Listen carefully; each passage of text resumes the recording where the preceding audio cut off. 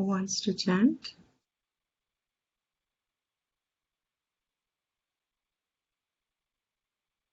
I can do that, but in case anyone else is interested, welcome. Anybody? I can try. Yes. But Start. 1 second, I'll have to change my location. Yes.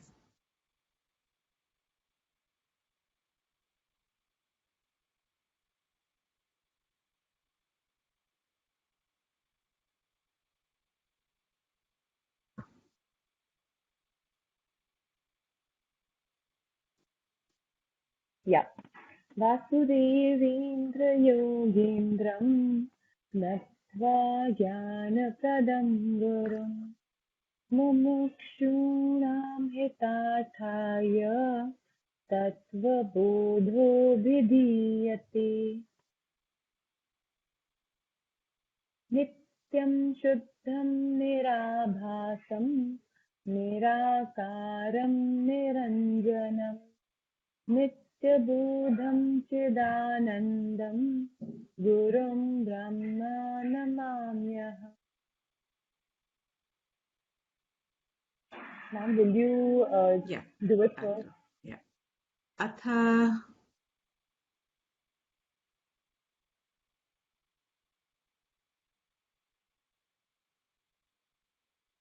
Can you hear? Atha.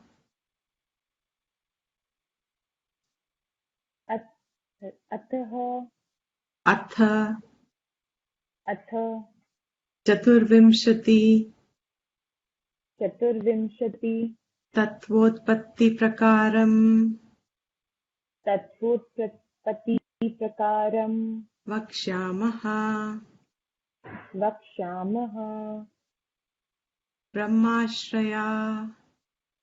ब्रह्माश्रया Tattvarajas-tamo gunatmika. तत्स्वर Rajas-tamo.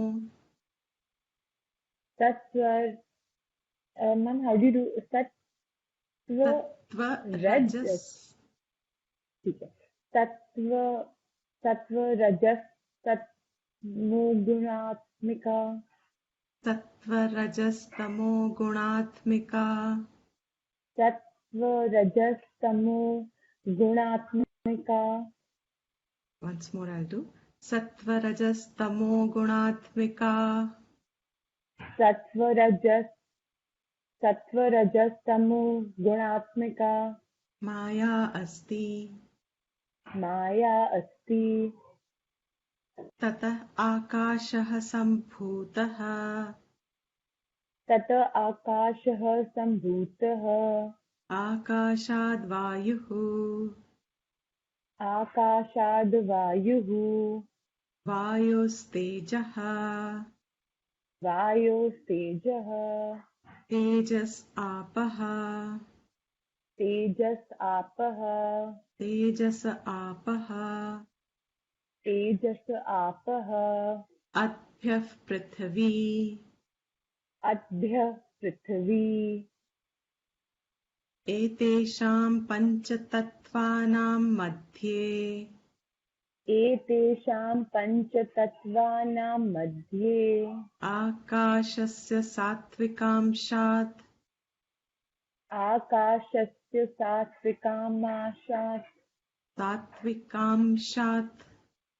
सात्विकांशात्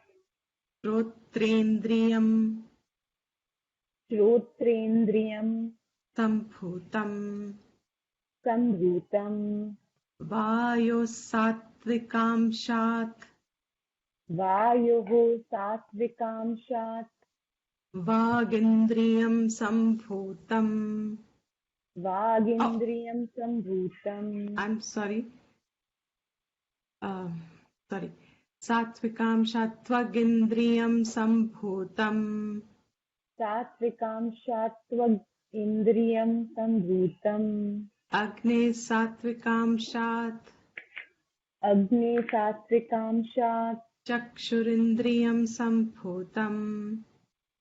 चक्षुरिन्द्रियं सम्भूतम्. जलस्य सात्विकांशात् जलस्य सात्विकांशात् रसनेन्द्रियं सम्भूतम् रसनेन्द्रियं सम्भूतम् पृथिव्याः सात्विकांशात् पृथ्व्याः सात्विकांशात् घ्राणेन्द्रियं सम्भूतम् घ्राणेन्द्रियं सम्भूतम् एतेषां पञ्चतत्त्वानां एतेषां पञ्चतत्त्वानां समष्टिसात्विकांशात् समष्टिसात्विकांशात् मनोबुद्ध्यहङ्कारचित्त मनोबुद्ध्यहङ्कारचित्त अन्तःकरणानि अन्तःकरणानि सम्भूतानि सम्भूतानि सङ्कल्पविकल्पात्मकं मनः सङ्कल्पविकल्पात्मकं मनः निश्चयात्मिका बुद्धिः निश्चय आत्मिका बुद्धिः अहङ्कर्ता अहङ्कारः अहङ्कर्ता अहङ्कारः चिन्तनकर्त्री चित्तम् चिन्तनकर्त्री चित्तम् मनसो देवता चन्द्रमाः मनसो देवता चन्द्रमाः बुद्धेर्ब्रह्मा बुद्धि ब्रह्मा अहङ्कारस्य रुद्रः अहङ्कारस्य रुद्रः चित्तस्य वासुदेवः चित्तस्य वासुदेवः एतेषां पञ्चतत्त्वानां मध्ये एतेषां पञ्चतत्त्वानां मध्ये आकाशस्य राजसांशात् आकाशस्य राजसांशात् वागिन्द्रियं सम्भूतम् वागिन्द्रियं सम्भूतम् वायोर्राजसांशात् वायोः राजसांशात् पाणीन्द्रियं सम्भूतम् पाणीन्द्रियं सम्भूतम् वह्नेर्राजसांशात् वह्निः राजसांशात् पादेन्द्रियं सम्भूतम् पादेन्द्रियं सम्भूतम् जलस्य राजसांशात् जलस्य राजसांशात् उपस्थेन्द्रियं सम्भूतम् उपस्थेन्द्रियं सम्भूतम् पृथिव्या राजसांशात् पृथिव्या राजसांशात् गुदेन्द्रियं सम्भूतम् गुदेन्द्रियं सम्भूतम् एतेषां समष्टिराजसांशात् एतेषां समष्टिराजसांशात् पञ्चप्राणाः सम्भूताः पञ्चप्राणाः सम्भूताः एतेषां पञ्चतत्त्वानां मध्ये एतेषां पञ्चतत्त्वानां मध्ये तामसांशात् तामसांशात् पञ्चीकृत पञ्चतत्त्वानि भवन्ति पञ्चीकृत पञ्चतत्त्वानि भवन्ति पञ्चीकरणं कथमपि इति चेत् पञ्चीकरणं कथमपि इति चेत् एतेषां पञ्चमहाभूतानां एतेषां पञ्चमहाभूतानां तामसांशस्वरूपम् तामसां च स्वरूपम् तामसांशस्वरूपम् तामसांशस्वरूपम् एकमेकं भूतं द्विधा एकमेकं भूतं द्विधा विभज्य विभज्य एकमेकमर्धं पृथक् एकमेकम् अर्धं पृथक् तूष्णीं व्यवस्थाप्य तूष्णीं व्यवस्थाप्य अपरमपरमर्थम्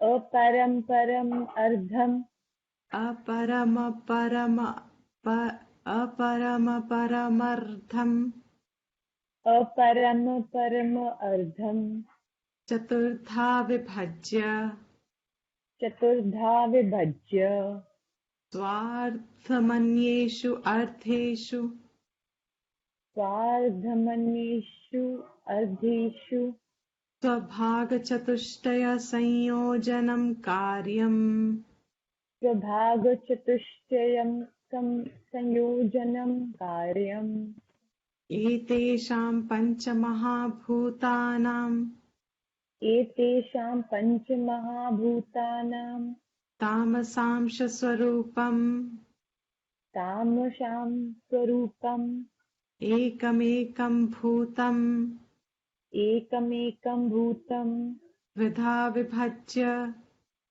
द्विधा विभज्य एकमेकमर्थं पृथक् एकमेकम् अर्धं पृथक् तूष्णीं व्यवस्थाप्य तूष्णीं व्यवस्थाप्य अपरमपरमर्थं चतुर्था विभज्य अपरं परम अर्थं चतुर्धा विभज्य स्वाधर्मण्येषु अर्थेषु स्वाधर्मण्येषु अर्थेषु अर्धेषु स्वभागचतुष्टयसंयोजनं कार्यम् स्वभागचतुष्टयं संयोजनं कार्यम् तदा पञ्चीकरणं भवति तदा पञ्चीकरणं भवति एतेभ्यः पञ्चीकृत पञ्चमहाभूतेभ्यः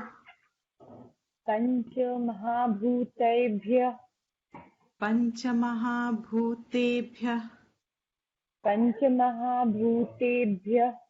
स्थूलशरीरं भवति स्थूलशरीरं भवति एवं पिण्डब्रह्माण्डयोरैक्यम् एवं पिण्डब्रह्माण्डयोरैक्यम् एवं पिण्डब्रह्माण्डयोरैक्यम् एवं पिण्डब्रह्माण्डयोरैक्यम् रैक्यम् रैक्यम् एवं पिण्डब्रह्माण्डयोरैक्यम् एवं पिण्डब्रह्माण्डयोरैक्यम् सम्भूतम्. सम्भूतम्. We'll do this line again. एवं पिण्डब्रह्माण्डयोरैक्यं सम्भूतम्. एवं पिण्डब्रह्माण्डयोरैक्यं सम्भूतम्. स्थूलशरीराभिमानी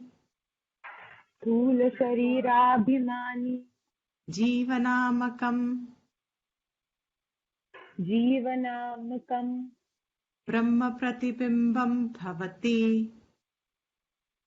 ब्रह्मप्रतिबिम्बं भवति. ब्रह्मप्रतिबिम्बं भवति. ब्रह्मप्रतिबिम्बं भवति. स एव जीवः प्रकृत्या स्वस्मात् ईश्वरं भिन्नत्वेन जानाति. अविद्योपाधिः सन् आत्मा जीव इत्युच्यते. मायोपाधिः सन्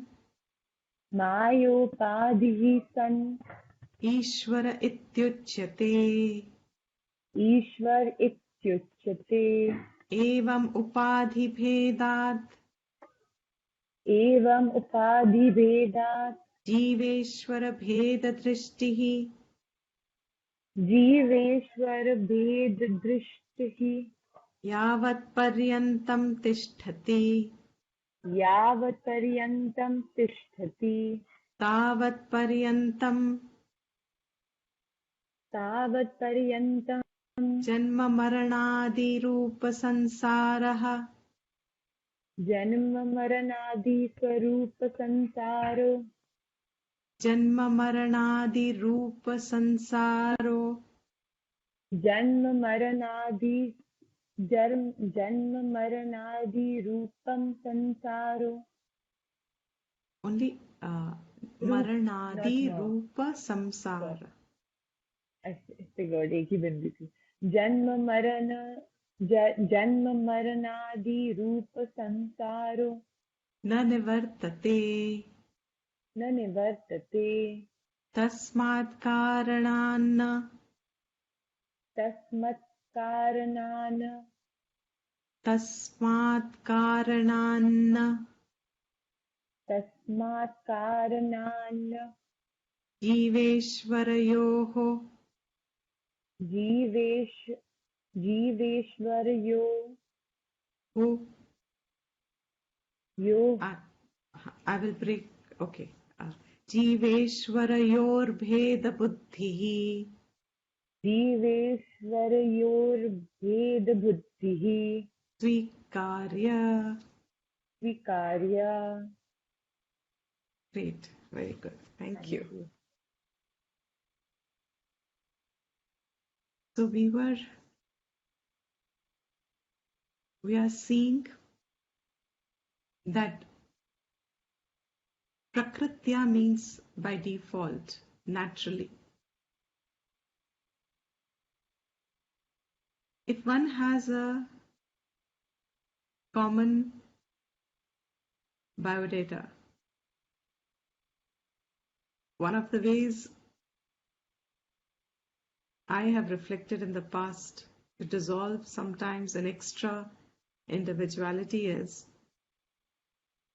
while for the world and applying jobs and things, you have to be very specific who you are. In Vedanta Drishti, you have to do just the opposite. You have to keep dissolving the specifications that you think you have developed. So to do that, one of the reflections is, start seeing in your biodata what is common to everyone. What is actually common? All of us as human species. When you start writing down what is common, everything that is common is denoted by one word, jiva. And the characteristic of this jiva is, that is what is prakritya. By default, it is available in his thinking, her thinking. You will find that thinking in you. You will not have developed that thinking. You would not have had to follow someone to have strength in that thinking. You automatically find that there is a thought of God, Ishvara, bhinnam, separate from you. That is prakritya. That word is to be underlined in a way. Prakritya means if we can identify that this is by default there in every person. Till, of course, a time of knowledge having established, but we are not talking there. Jiva, because then the definition of jiva will not hold. Wherever there is this bhinnatva buddhi, bhed buddhi, and this bhed buddhi, here he says Ishvara is separate from me, is more in the context of what is to follow now in the text and what Vedanta talks about, Tattvamasi, to elucidate that. But Bheda Buddhi is always in the form of a Triputi. Triputi means in a group of three. And three is world, God, Ishwar, and myself. The Bheda Buddhi is actually percolating between these three. Means I see a division between myself and world and God. So I see I am different from the world is different from me, and the world and I are different from God, and God is different from us. God is just separate from us. But even when we say that it is the one that rules with you, the one that is your father, whatever you want to call it as, define it as, inherent, if one is honest to oneself and starts questioning, what is my true belief about God? What is my true knowledge about Ishwar? What do I truly believe in? What do I understand today? What do I accept easily to me without any strain to my thinking, without any strain to my or suddenly feeling very alien thought process? Naturally, what do I gravitate towards? That is called prakritya. That naturally available knowledge to us. And these are important words. There is a naturally available knowledge already there with us. The question is going to be that we are going to address that naturally available thinking and find out if this is true or not. That can this thinking also undergo change? Can this thinking be modified? If the thinking is modifiable, changeable, then certainly that thinking was only up to a point of view. It refers to a point of view from a standpoint. Because if I change the standpoint, the thinking changes. This prakritya swasmat ishwaram bhinnatvena janati. Jiva is called a jiva. That means if I do not have the difference, I'm putting it now the other way. If I don't see naturally a difference between Ishvara and myself and the world, am I jiva? No. The definition doesn't hold. I can't be termed jiva. If I naturally am able to see abhedata, that is the discovery. That is Advaita Vedanta. Coming to that point that there is Advaitam. Dvait is two, Bhed. Advaita means there is no Bhed.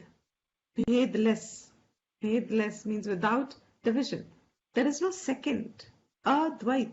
Second bhi nahi. There is no concept of second. There is no idea of second. As long as we have an idea of the other, second, separation, difference, that is what is called individuality. In English, we are calling it individuality, which combines with all the characteristics of the person. In Sanskrit, the term is simply jiva, and jiva is a common noun. It's a common term. It will refer to every prani, whoever has this thinking. How is he a jiva?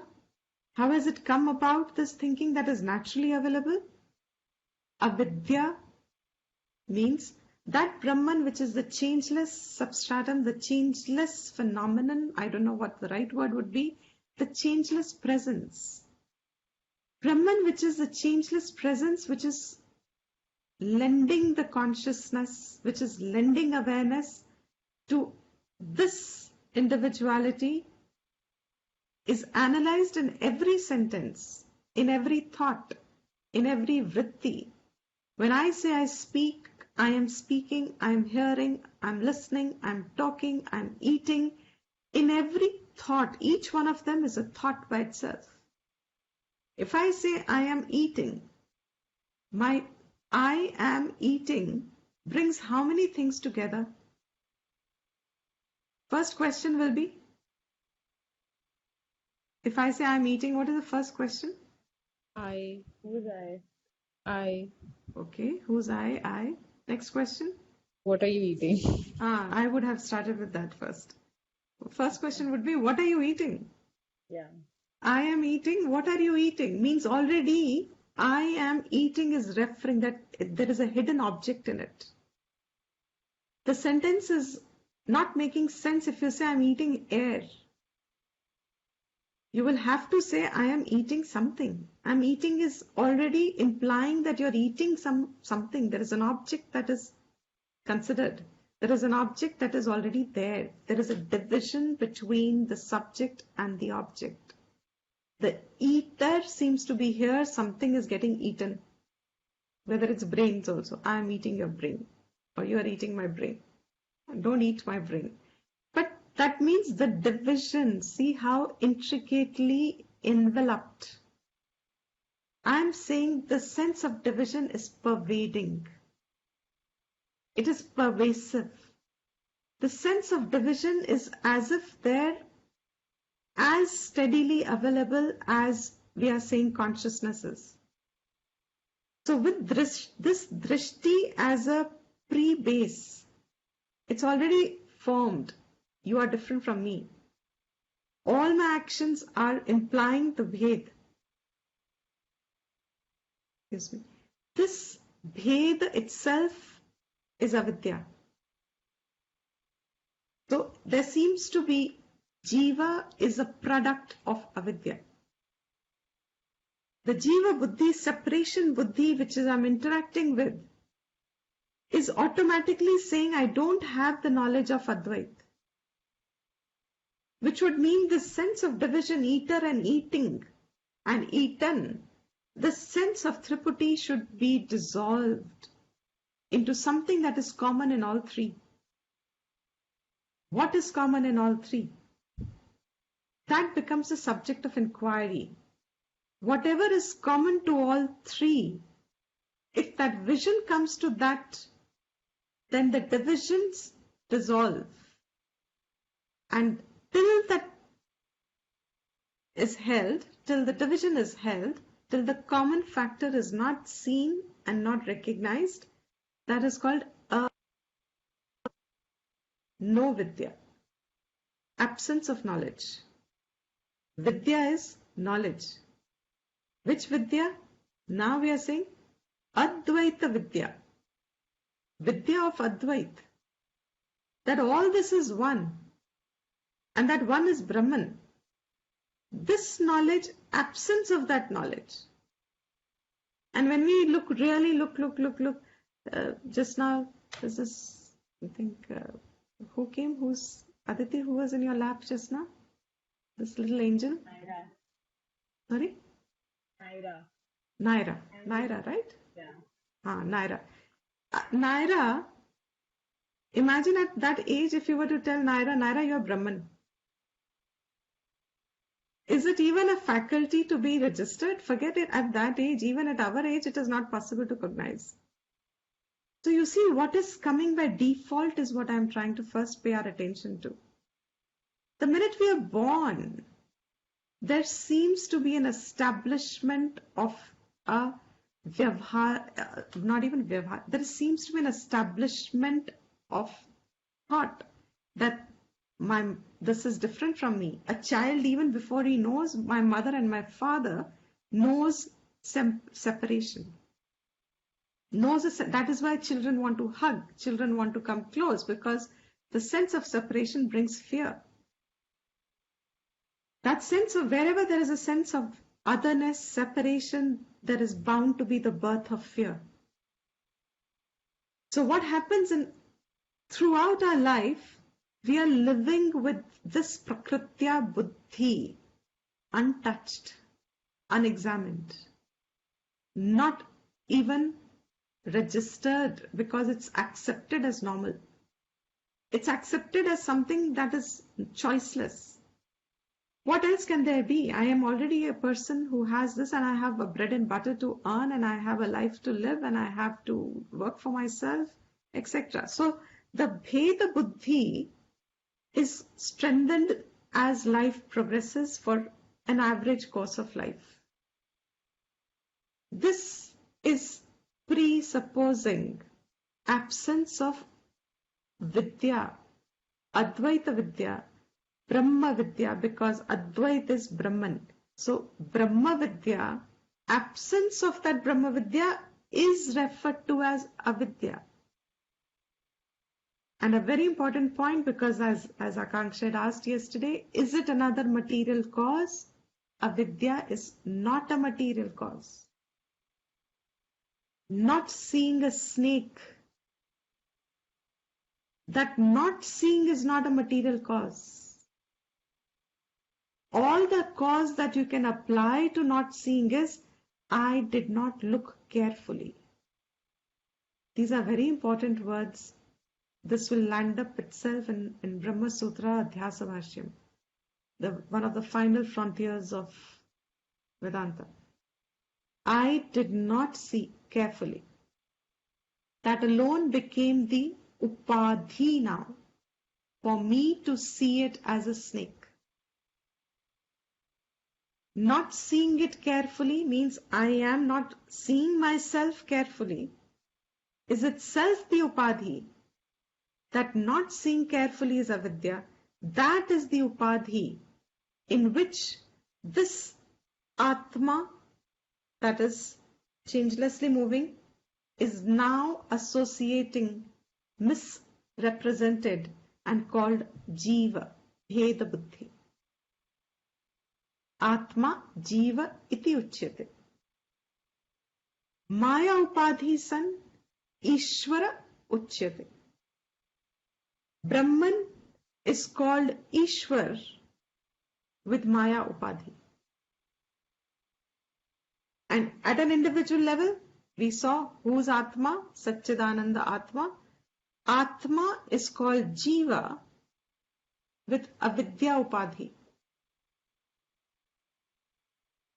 Who were you first? Remember, go back to that portion. Sthula Sharira, Sukshma Sharira, Karana Sharira, Vyatiriktaha, Sri Avastha, Vyatiriktaha, Panchakosha, Vyatiriktaha, Satchidananda Atma.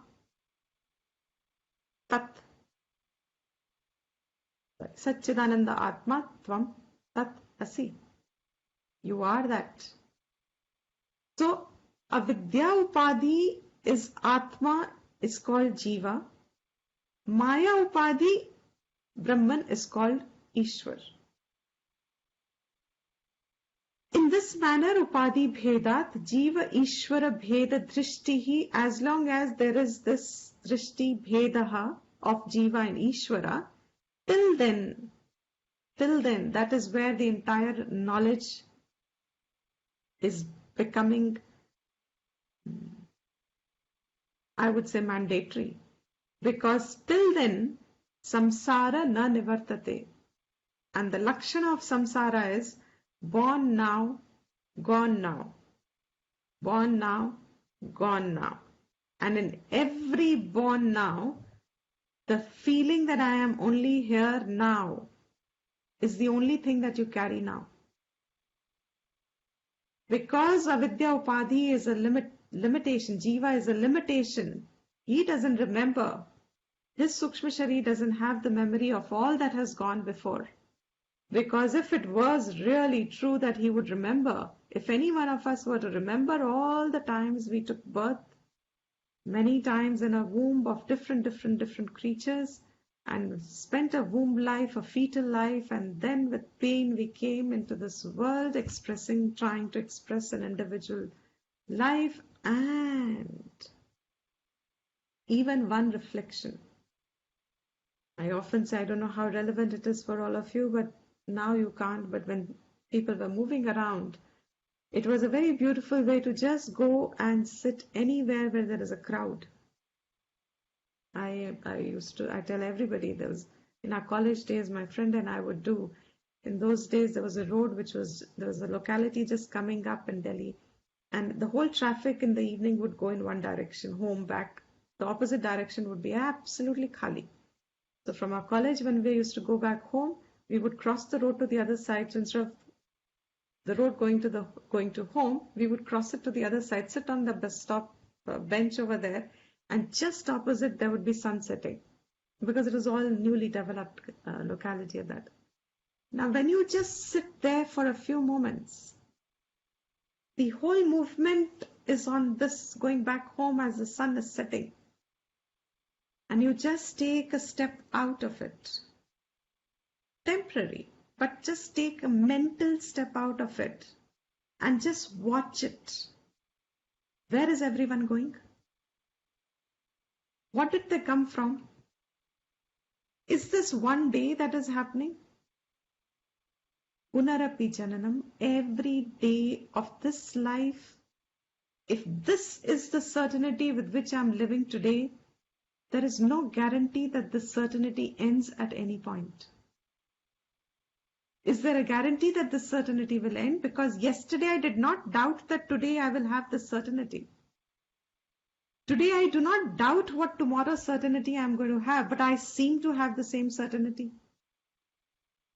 Every day I wake up, I seem to be waking up with the same certainty that this is me, I have somewhere to go, I have something to do, I am blah blah blah, till death comes. Will the certainty end with death? That when you start reflecting over more and more, take a stand out. Remember the story of, I've forgotten. I just remember the principles and stories. Normally I forget the details, so I'm terrible at storytelling. But for whatever the worth, the principle is important. There is this whole line of people going, one following the other. And suddenly the 10th or the 12th person sees that the people ahead of him, the gap seems to reduce. He seems to be moving forward and forward. Aage wala don't know where it's going. The 50th person over there realizes, just peeps out of the line and sees what is happening. We seem to be moving forward, but the forward people seem to be disappearing. What really is happening? So he stands out of the line for a moment, just one step, because he's scared to get out of that line. So he just takes one step out of the line and peeps, and sure enough, he sees the front person is falling down a huge precipice. A huge cliff falls down and they're disappearing, they're dying probably. Now the minute he takes one step and he starts suspecting that this line seems to be ending, suddenly disappearing people, he takes a few more steps out to be certain is what he saw was correct. And the minute he takes a few more steps, he suddenly realizes that everybody is walking to their death. Everybody is just falling, they're walking to their death.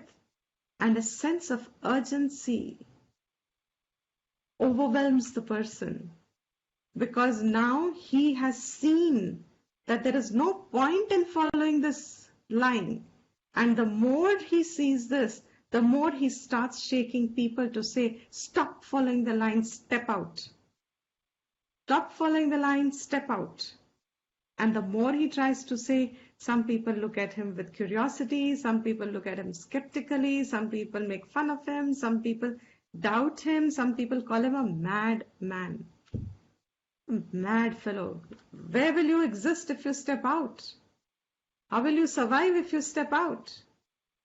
And sure enough, very rare and one odd person would take the courage. If this man is saying something, maybe he saw something.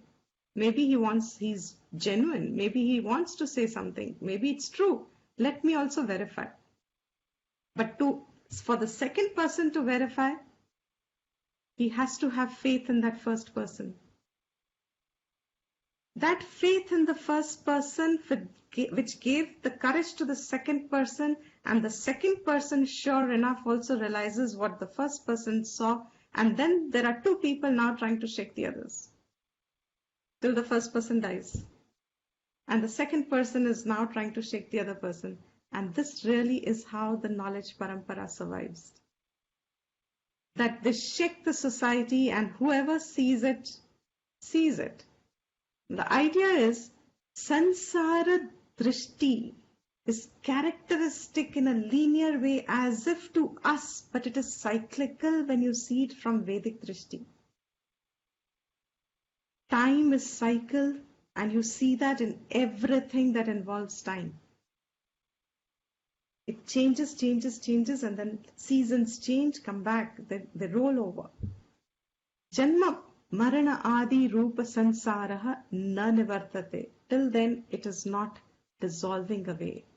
Tasma, therefore, For this reason that the samsara must end, this cycle of birth and death again and again. I can never show enough importance of this statement because it's just, without this, it is impossible to hold on to Vedanta. Unless until we have a perception of what it is to be born again and dying again and born, and a whole life of uncertain experiences. If this lifetime we have found some happiness, there is no guarantee that there is happiness around. And when you look at those wild planet programs and each animal surviving for his own sake, her own sake, and struggling for, you realize this magnitude called Earth and what is Brahmand and all the potential of life that it holds. This is samsara and endless, na nivartate, till avidya is the upadhi. And therefore, for that reason that samsara should end, this bhed is not acceptable, na swikarya. Do not accept, swikar mat karo. Do not own it. Do not make it your own. Na swikarya. Do not own it up. Jiva Ishvara Bheda Buddhi, try to diminish the gap. At this point, it is like completely different. Thinking has to be such that you are able to, and that is the whole vyapar of Gyan. With this, we had come to this portion to say, what is truly Jiva? And I'm repeating this portion for the sake of yesterday. There was a little disconnect, so some of the people have lost the thought there. Jiva refers to, when you look at the image here, it becomes very clear. When you just see the image, you say, sun is in the mirror. Mirror seems to be the base, the medium, where sun is seen, sunlight. This sunlight is equivalent to consciousness that we are talking here. I am conscious, I am aware. This conscious and aware principle that I am holding today to say I am conscious, I am alive, I am. This awareness, self-awareness that I am having over here, which seems to be confined to this length and breadth of my body. My self-awareness does not go 1 millimeter point, little millimeter beyond my great toe. It doesn't extend just beyond. Even when if my nail is so long, my self-awareness doesn't come to the point of the nail tip. Self-awareness seems to be restricted to this form. And if my form expands, does my self-awareness expand? My self-awareness seems to as if be constantly restricted to this identity. That is equivalent of seeing sun in the mirror. This is called pratibimba, reflection. Pratibimba is a specific, again I'll use the word prakriya, just as we saw avasthatraya prakriya, panchakosha prakriya. Bimba, pratibimba is also prakriya. To come to Brahman, to point to Brahman. It starts by saying, here what I see as consciousness is awareness, limited to this form, this body. Exactly as parallel to the image, I see the sun in the mirror. But on examining, on questioning, I realize that it is not just in the mirror. I have to trace it to its source. I have to look back from where it is coming. Without tracing it, knowledge is incomplete. It is a wrong knowledge. Because to my perception, I am now seeing that sun is in the mirror. It is not wrong to say it is in the mirror. but it is not right about the nature of sun. Sun is not confined to the mirror. This sun that I'm seeing here is actually a reflection, pratibimba. Shankara says this in a huge proportion in Brahma Sutra, analyzes the school of thought, this way of looking at Atma and Brahman. This pratibimba here, if you trace sun, you trace it to its original Akash. In Akash, beyond, you see sun there, effulgent ever. And wherever there is a medium, you will see a sun in the medium. But this reflected sun cannot be seen till there is a original, unlimited, limitless sun. So first thing you learn is that it is retraced, it is retraceable. And when you retrace it, that means you've almost seen the identity of sun and you've freed it from its existence in the mirror. You've actually freed it. It still can be seen in the mirror, but you have freed it from it being limited to the mirror. This is Brahma Vidya. Even while I am conscious here, this conscious entity here, when it is traced back, the conscious is traced back. It's traced back to discover its limitlessness. Consciousness is not limited. When that is discovered, then that it is aware of just this much is while you'll conduct life, but it is dissolved. It's become free of this bondage here. The nature of sun in the reflection, though it is not expressing to the same thing, but it is expressing light, it is expressing heat to some extent. It also can be pointed to express fire. It is expressive of similar qualities, but not to that magnitude. That is Jiva. Pratibimba is Jiva. In every thought, I started by saying, example for today's class, I am eating. There is self-awareness behind it. When I am eating, I am not lost.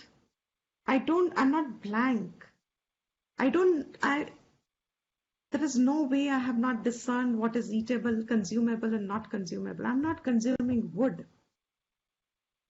I somehow have a discernment of what I can eat and what I can't eat. What is edible, what is not edible. That every thought has, as if there are again bifurcation. Now these are deeper layers of Vedanta. At this point, not necessarily, because when you get into the more deeper layer, you will realize even Bimba Pratibimba is not necessary. Straight away it comes to Adhyasa. But to begin with, it is an excellent prakriya, and that is why Tattva Bodha takes it up. I'm only completing the sentence so that you remember it's not an absolute prakriya. At an advanced level of Shankara's learning, you realize it's not needed, because what is here is just a simple misperception. But if you take, completing my sentence now, if you take every thought, there are again two ways of looking at it. This Vada gets into two different ways. One way is with every thought, consciousness is in that thought, like in every mirror there is sun. So every thought seems to have consciousness in it. And the other way of looking at it is that consciousness is there all the time. The thought is arising and disappearing in it. You become aware of thoughts, and then you become aware of other set of thoughts. So as if you are shifting the attention, when you are attentive here, your thoughts are all engaged here. Then your mind goes another place, your thoughts are of that place. The attention seems to be now centered on something else. But the attention remained. Something came and something went in it. And the other way of looking at it is, in every thought I am eating, that I quotient is the self-awareness. Eating onwards, every activity is all what we have already called as not Atma, Anatma. So the person starts centering on this I thought and starts seeing the difference between where is the source of consciousness in this I. What is the main source of consciousness of I? Is it born with my birth, as science will say? Is consciousness truly confined to the body? Is consciousness only restricted to my lifetime? And that's how those who believe, they become charvakas. Means this is all my life I have. I will eat, I will drink, I will marry, I will party, I will beg, I will loan, I will be, because I have no debts to pay, I have nothing to carry forward. There is going to be no other birth. This was an accident that happened, that I am a conscious being. It has no significance. It is not material. This is life, and it ends, and then it ends. Then there's another form of life that comes, and that ends, and that. This is a short-sightedness according to Vedanta. Acceptable. Everything's acceptable because it's respectable, because it's a stage of growth of learning. It's one way of learning, but it is one day a person will realize, is it complete? But when you look backwards and say that did consciousness truly arise only with my birth? Because my self-awareness, even as a child, I seem to have a point as I'm developing the awareness more and more. But absolutely as a fetal child, how aware am I to myself, though I am alive? That tracing it backwards is what very few people, that's why there are very few Mahatmas, there are very few Gyanis, there are very few, in spite of knowledge becoming available for generations and generations, and many have come into this, and many will carry it forward with them.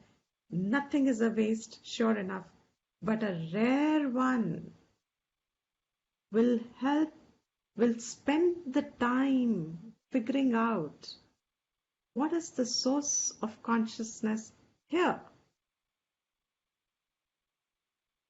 Is it confined to matter? Is Pratibimb alone the truth? Or is this Pratibimb, in fact, when you call it Pratibimb, Bimb is automatically, Bimba means original, is automatically presumed, because reflection means original has to be there. But if it is not so, and you call this as real, do you have any scope of looking for any real? If I call reflected sun itself as real sun, and I believe, like I said, a child would say, oh, the TV box we said yesterday example, in fact, that's what somebody was saying, they couldn't finish that, the thing got cut. That box unit, and we saw people in that when TVs came, and so excited as a child, इसके अंदर लोग हैं, mountains है, rivers है, fire है, violence हो रहा है, सब कुछ हो रहा है, गाने हो रहे हैं, म्यूजिक हो रहा है, everything is happening in that box, that little tiny box, which is now, say, our computer screen also. Everything's happening in it. They're all seen in it, but are they in it? And every box seems to have the same in it. That's the beautiful part. Every box here, this is a box. And every box seems to have the same in it. Conscious, everyone is. Indriyas, we have. There may be few ups and downs in quality and quantity, according to, we will see now the last part of Tattva Bodha, according to karma. But where is the uniqueness? Where is the uniqueness? In the shape of the almond eyes, or the type of hair, or the... Where is the uniqueness? In the physical characteristics, in your mental character, there is consciousness which is common to every expression. That medium where it expresses, where is the pratibimb over here? In the body, the pratibimb as the body is existence. In the antakaranam, the pratibimb is as I, sense of I, मैं, sense of मैं. That is one prakriya that Ramana picked up and went till the end. Vedanta gives us, it's a university. Vedantic study is like a university. You have many prakriyas given here by many rishis and many sages. There are many prakriyas given, all born from pointing to that one truth. Pick up this angle, this is the way to go. Pick up this angle, this is the way to go. Pick up this reflected angle and this is the way to go. And Ramana shows that. Pick up your cyclical waking dream and deep, waking dream and deep, wake every day for next 15 years. Just go be an observer of your waking dream and deep. Get to the point of your observerness, the deepest point of your observerness. Hang on to that point of observerness and just remain the observer irrespective of whatever happens outside in the waking. And after a few years, maybe, you realize there is this common thread in the three states. Today it is theory for all of us because it seems correct, but theek hai, I have things to do. No, afterwards I'll go make lunch and then we'll do this and we'll do that. And then tomorrow morning I'll have a class. Mind is engaged with what is today. But is mind engaged with what is my nature? And that is why I am going to take a huge leap over. That is why those who became serious with Vedanta, in the sense, and that's what I want to say with Upadeshasar also. Finally, it is not just this knowledge that takes us there. Unless and until the whole life those people spent, I'm talking about them, I'm not even including myself in it. They took that sannyasa meant that I'm now engaged in wanting to know my nature. Anyone practice, but you cannot do this till you have this knowledge. Because where to pick up from? You will go round and round. It's a lost case. It's better not to delve into it till your knowledge is very, very firm. So what we are doing is we are firming the knowledge so much that the knowledge will shake us up enough to push us to the right direction. Knowledge itself will take us to it's just knowledge. That's it, ultimately. Because when you know, you know. When you don't know, also you know that I don't know, if you're honest to yourself. So here this pratibimba and bimba becomes a prakriya, which can be focused on this I, that thought here, I am, that I में जो self-awareness है, I am eating is an action I'm doing. The entire part of am, eating, am goes to existence, always there. Where is the awareness? Where is the light coming from? Where is the self-cognition? Where is it arising from? And Ramana says, you can trace it back. If this was theory, we would have all lost interest at some point of time. This parampara would have ended. This knowledge could not have sustained. This is anadi parampara. Means in every generation somebody finds conviction enough to see the truth of it. Out of billions of people, there will be 10 people who will find the truth of it. Because out of that line, there were only 2 people who got out. Out of 1,000 people, only 2 people said, okay, I'll find out. And so this bimba pratibimba, he says, as long as you think, now I'm coming back to this mirror example again. As long as you will think that sun is in this mirror, this is avidya upadhi. You have just not inquired. You are in Vedantic circles as teachers, as we would say, you are lazy, intellectually lazy person. Intellectually, you don't want to burden yourself with thoughts, because once you start rigging up the thinking process, you go in circles because answers are not easy to get of such things. And sometimes years and sometimes, I would say, sometimes janmas go away before the right answer peeps in. But the question is held. Where is this awareness springing from? Question is a very simple question. Where is the awareness springing from? Why am I taking it for granted that I am aware? That awareness has come along with my eyes and ears and brain. In fact, it's a product of brain, we think. Consciousness is a product of brain. So, you trace the source to whatever is the source over here of consciousness. When you trace it backwards, it comes to revealing its original nature, which is said as Brahman. So this Atman here, which is reflected in every thought, is the Pratibimba. And that Pratibimba sometimes is also called Chidabhasa.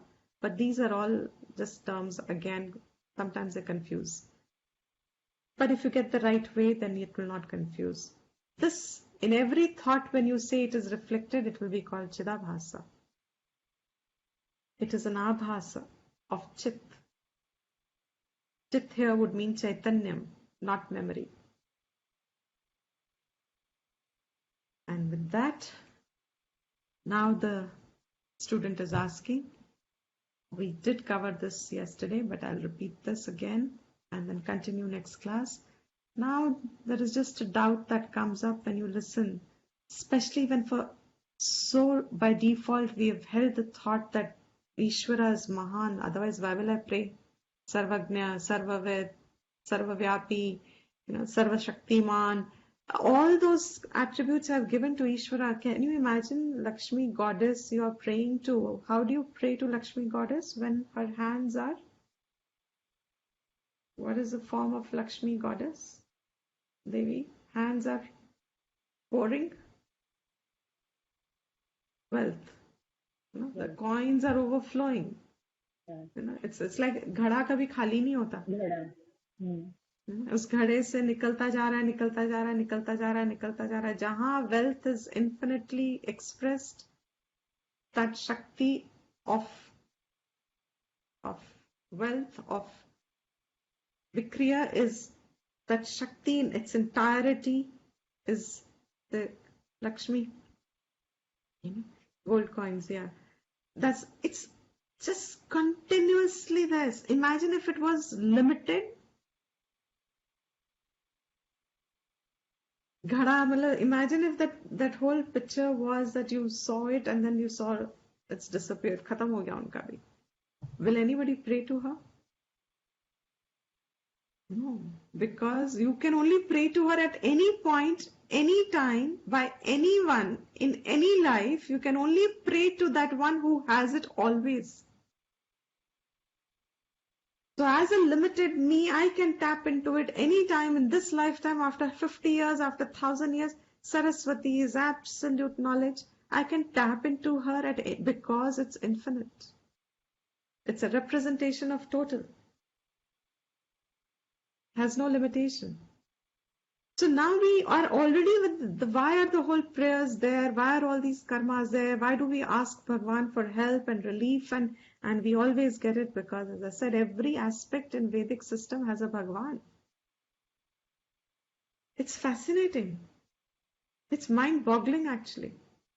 For those who become serious about it, it takes you for a chakkar completely, because it is so easy to just say Brahma, Vishnu, Maheshwar and khatam karo. Usse bhi zyada, just say one God, and God is just one in every God. So therefore just let's use the word God and then end it there. And God means what to you? Nothing. We just post a letter to God and let the department handle themselves. कौन से भगवान को कहाँ चिट्ठी जानी है? So I am asking for health also from God. I am asking for wealth also from God. I am asking for strength also from God. I am asking for knowledge also from God. I am just writing a letter and putting it in the post office. Let God's department decide which God takes care of what. After all, they're all God. Principle correct. They're all Brahman. From Brahman it all came. But the whole idea of this limitlessness and capacity in which you can tap, this is by default what a jiva holds. So the jiva says, I am so limited, that is why I pray to Bhagwan. I don't have that limitless wealth pouring out of me, all those gold coins coming out of me. I don't have all power, I don't have all knowledge, I don't have all this. When there is such limitlessness in Ishwar and such limited capacity in jiva, how can these upadhis be the same ever? Because if I can't reconcile this thought, then I do not know how samsara, subject says samsara goes only if you see the commonness. But how can I see the commonness when what I am seeing is evidently there, that Ishwar has limitless capacity and I have limited capacity. How can I see the commonness there? That's the question he asks. And that answer is going to get unfolded. We'll take up next.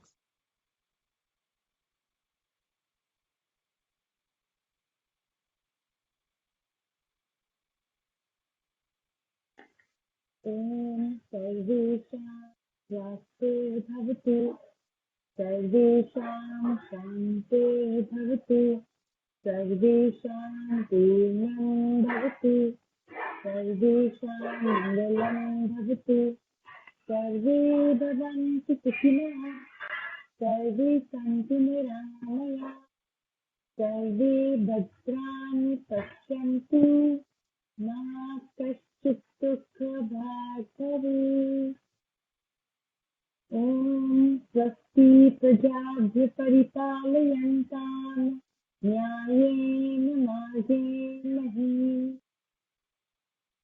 गोब्राह्मणेभ्यः शुभमस्तु नित्यं लोकाः समस्ताः सुखिनो भवन्तु काले वर्षतु पर्जन्यः पृथ्वी सस्यशालिनी देशो यः शोधरहितः ब्राह्मणाः सन्तु निर्भयाः ॐ शान्ति शान्ति शान्तिः Thank you, everyone.